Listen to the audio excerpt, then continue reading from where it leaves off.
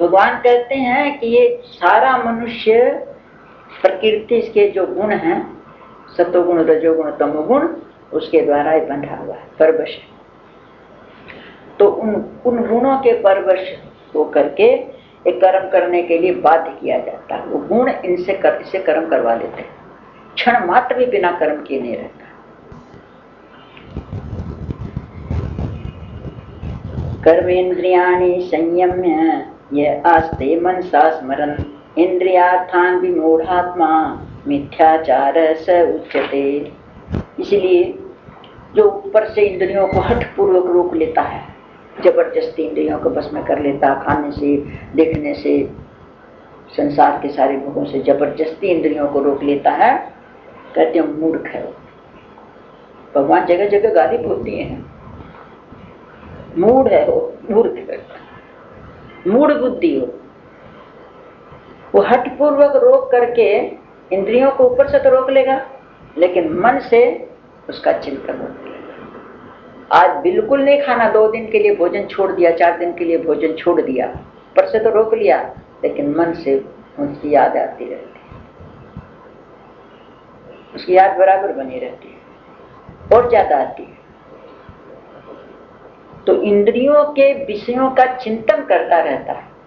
ऊपर से हठ पूर्वक जो मूर्ख बुद्धि है, मूढ़ बुद्धि मनुष्य है, वो जो जबरदस्ती इंद्रियों को रोक लेता और भीतर से चिंतन कर, मिथ्याचारी है, तो झूठ बोलने वाला, मिथ्या आचार है उसका, दंभी है, दिखावा करता। इसलिए समय पर कर्म को तो करना ही पड़ेगा, बिना कर्म के कोई रह नहीं सकता।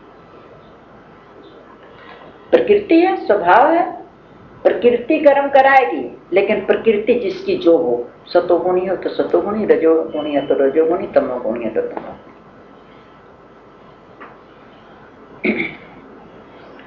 तो भगवान कहते हैं, प्रशंसा करते हैं कर्म की।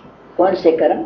यस्तेन्द्रियाणि मनसा नियम्यारभतेर्जुनः कर्मेन्द्रिय कर्मयोगम असक्त स विशिष्यते।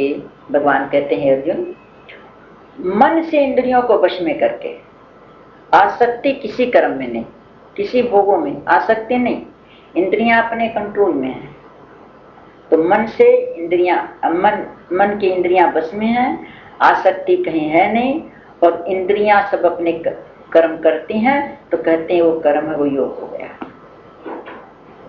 तो समस्त इंद्रियों के द्वारा कर्म योग का आचरण करता है, वो श्रेष्ठ है।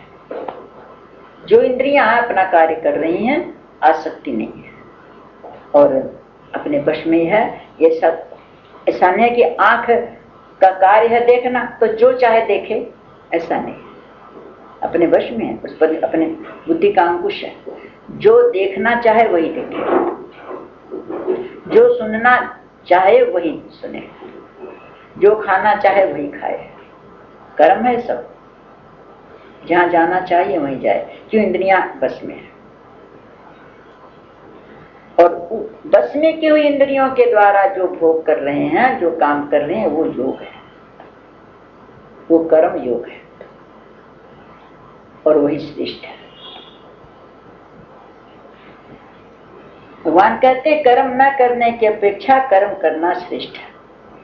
और कोई जबरदस्ती कर्म छोड़े तो हो नहीं सकता। शरीर का निर्वाह भी बिना किए कर्म नहीं हो सकता। कर्म किए शरीर का भी निर्वाह नहीं होता। नहाना भी एक कर्म है, खाना भी एक कर्म है, छोड़ दो कोई कैसे छोड़ेगा?